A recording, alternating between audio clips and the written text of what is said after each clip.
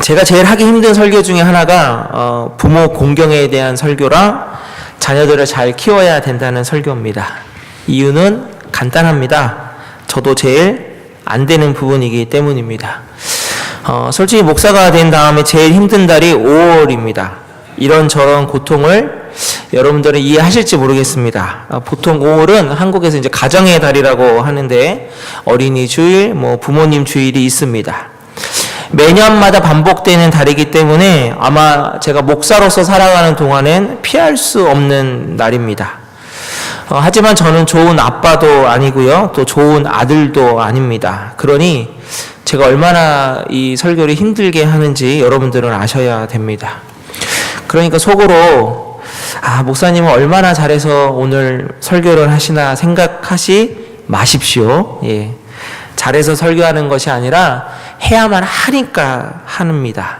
다시 한번 말씀드리지만 저는 매년 이맘때면 불편하고 죄스러운 마음으로 설교를 준비하고 전하고요, 마치 벌받는 기분으로 설교를 합니다. 본문으로 보겠습니다. 오늘 말씀을 본다면요, 부모님과의 관계가 안 좋은 분이 계시다면 그것은 하나님이 주시는 복의 문을 닫고 사는 것입니다. 왜냐하면 3절에 있는 것처럼 하나님은 분명히 말씀에 부모님을 공경하면 잘되고 땅에서 장수한다라고 약속해 주셨기 때문입니다. 그러나 한편으로는요, 부모님과 관계가 안 좋다고 해서 마치 내가 큰 문제가 있다고 생각하지 마십시오. 성경에 부모를 공경하라는 말씀이 구약과 신약에 여러 번 반복해서 나옵니다. 왜냐하면 저절로 되지 않기 때문이고 누구나 다 잘 할 수 있는 것이 아니기 때문입니다.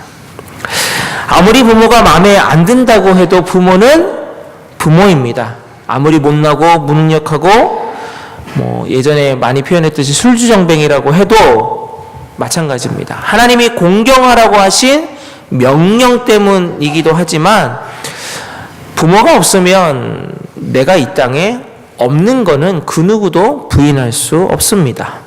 이렇게 생각해야 되겠죠. 부모가 있으므로 내가 이 땅에 태어났고 부모답지 않은 부모라고 해도 하나님은 바로 그 부모님을 용서하고 품고 하나님의 사랑을 깨닫고 실천하라고 하신 의미가 더 많습니다. 그리고요, 주변을 돌려보면 자식을 품는 부모가 많지 부모를 품는 자식은 얼마 없습니다. 부모 공경보다는 자녀 사랑이 더 크고 위대합니다. 자식은 부모님의 기저귀를 갈아주지 못하지만 부모는 자식의 기저귀를 갈아줍니다. 자식은 부모님께 숟가락으로 음식을 먹여드릴 수는 있지만 어머니는 자녀를 품으로 안고 온 힘을 다해 먹입니다. 살인자 부모는 용서하지 못해도 살인자 자녀를 부모는 용서합니다. 부모가 지은 죄는 부모 보고 스스로 책임을 지라고 하지만 자녀가 죄를 지으면 부모는 다 자기 탓이라고 하면서 내 자녀를 용서해 달라고 합니다. 부모에게는 나를 다른 자녀와 비교하지 말아달라고 하지만 반대로 부모를 다른 부모와 비교해서도 안 됩니다. 그런데 부모 공경에 대한 설교를 들으면서 혹시라도 아픈 마음을 갖고 계신 분이 있을 수도 있겠다라는 생각을 하게 됐습니다.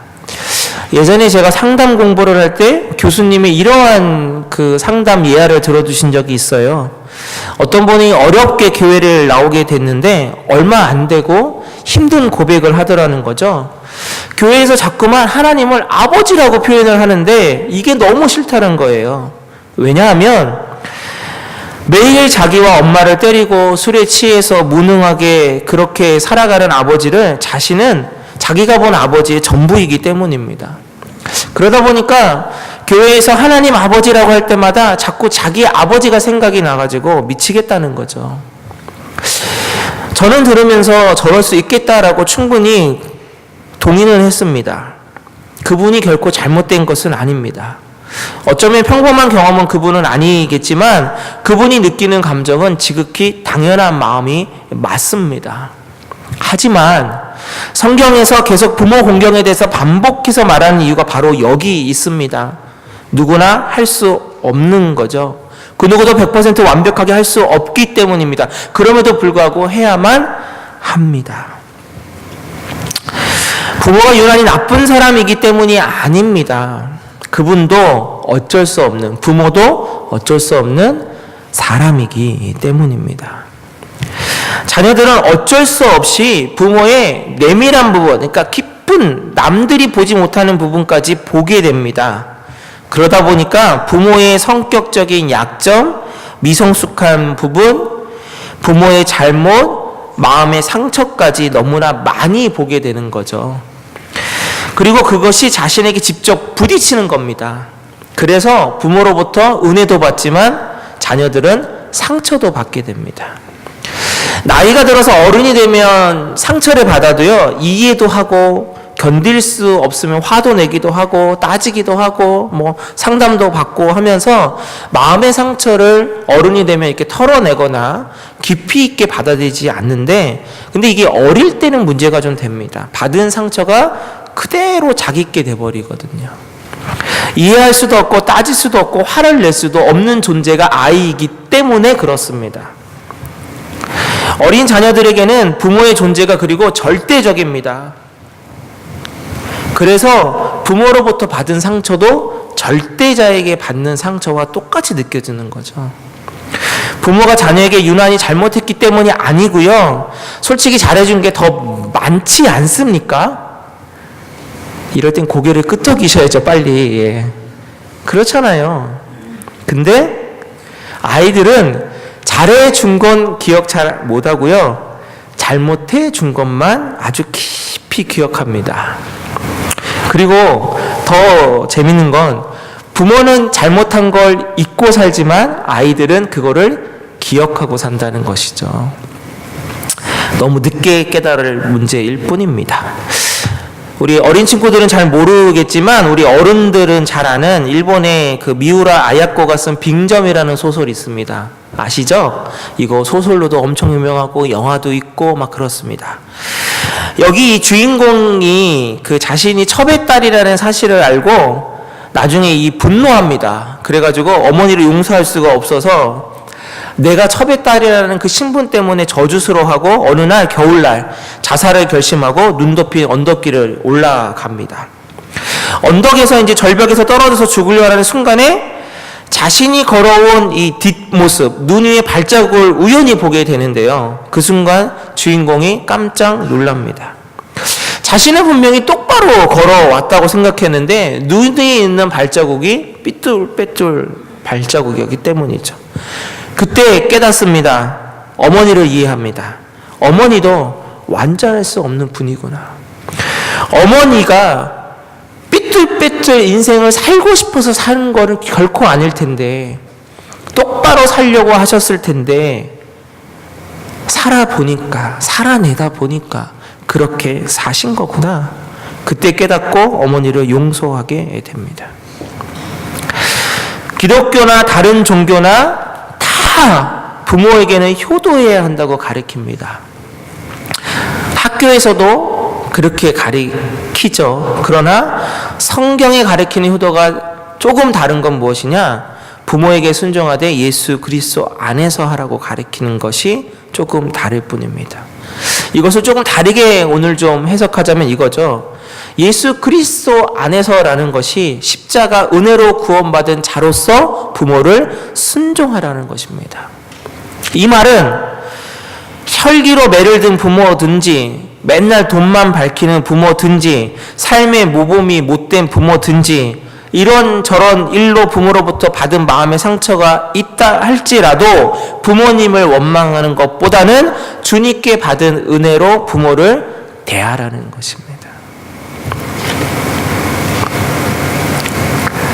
그래서 오늘 어버이 주일에 제가 드리고 싶은 설교의 중심 주제는 이겁니다. 아버지, 어머니를 용서하십시오. 그리고 마음에 혹시 아직도 남아있는 그러한 부분들이 있다면, 기억이 있다면 오늘 예수 그리스도의 십자가 그 구원 안에서 치유와 회복이 있기를 원합니다. 주님 안에서 우리는 부모님을 얼마든지 용서할 수 있습니다. 왜냐하면 하나님이 우리들을 용서해 주셨기 때문입니다. 효자에게는 어떤 부모도 다 좋은 부모입니다. 불효자의 눈에는 아무리 세상 사람들이 너무너무 좋은 부모예요 라고 해도 만족할 수 없고 나쁜 부모로 느껴집니다. 십자가의 은혜를 아는 사람에게는 그래서 어떤 부모든지 다 좋은 부모가 됩니다.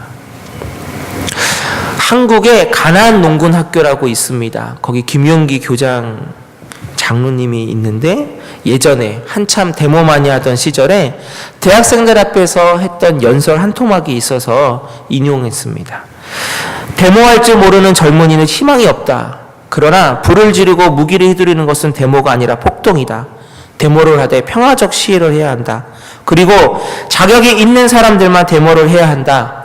부모에게 효도하지 않은 사람은 데모할 생각을 하지 마라. 데모는 국가와 민족을 위해서 하는 것인데 가장 가까운 부모에게 효도를 못하는 사람이 어찌 애국을 논할 수 있겠는가? 뿌리 없는 나무는 없다. 마찬가지로 부모 없는 자식도 없다. 부모는 자식이 성장하는 데 거름이 된 것을 기쁘게 여기며 죽어가는 사람이다. 이 세상에서 큰 죄가 두 가지 있는데 첫째는 하나님을 부인하는 것이고 두 번째는 불효다. 하나님을 부인하지 않는다면 결국 우리는 효도해야만 합니다. 부모도 공경 못하면서 무슨 일을 잘하려고 한다고 하는 것 자체가 그래서 성경에서 말하는 공경에 대한 부분입니다. 제가 요즘 성경을 읽다가 이번 주에 부모님 주일 설교를 준비하다가 하나님이 갑자기 주시는 게 있는데 아직 이게 다 연구가 안 끝나가지고 오늘 설교에는 차마 못 집어넣었어요. 뭐냐면 혹시 여러분들 중에 찾으시면 저한테 좀 알려주시면 좋겠는데 구약과 신약을 통틀어서 부모가 어른이 자녀를 위해서 예수 그리스도는 하나님께 치유해달라고 하는 장면은 많은데 자녀가 부모의 병고침에 대해서 고쳐달라고 나오는 부분이 없는 것 같다라는 생각이 들었고 창세기부터 요한계시록 우선 내가 일주일 사이에 다 정독을 할 수가 없어가지고 훑고는 있는데 혹시라도 이게 못 찾으면 이게 이 설교 단상에서 함부로 할 수 없기 때문에 하고 제가 그 알고 있는 그 성경을 또 연구하시고 잘 아시는 분에게 메시지를 지금 보내놨는데 그분도 자신도 지금까지 연구하면서 한 번도 이런 생각을 해본 적이 없어서 한번 연구해보겠다고 찾아보겠다고 하시더라고요. 그러니까 제가 그분한테 이렇게 부탁했거든요. 이런 게 없는 것 같는데 맞습니까? 혹시 없다면 왜 성경에는 그러한 것들이 하나도 기록이 되어 있지 않는지 혹시나 어떠한 성경적인 배경이나 그러한 것들이 있으면 알려주시면 좋겠습니다 하고 보내놨는데 모르겠습니다. 답이 어떻게 올지 언제 올지 모르겠는데 혹시나 여러분들은 뭐 그런 신학적 배경까지는 아니어도 한번 창세기부터 요한계시록까지 읽으시면서 자녀가 부모의 어떠한 그 병낫기를 위한 부분을 대해서 요청하는 장면이 혹시나 발견되면 저에게 바로 알려주시면 감사하겠습니다. 근데 우선 지금까지 여러분들도 아마 제가 하는 이 말씀에 생각해 보시면 아마 없는 것 같기는 해요. 그죠? 부모는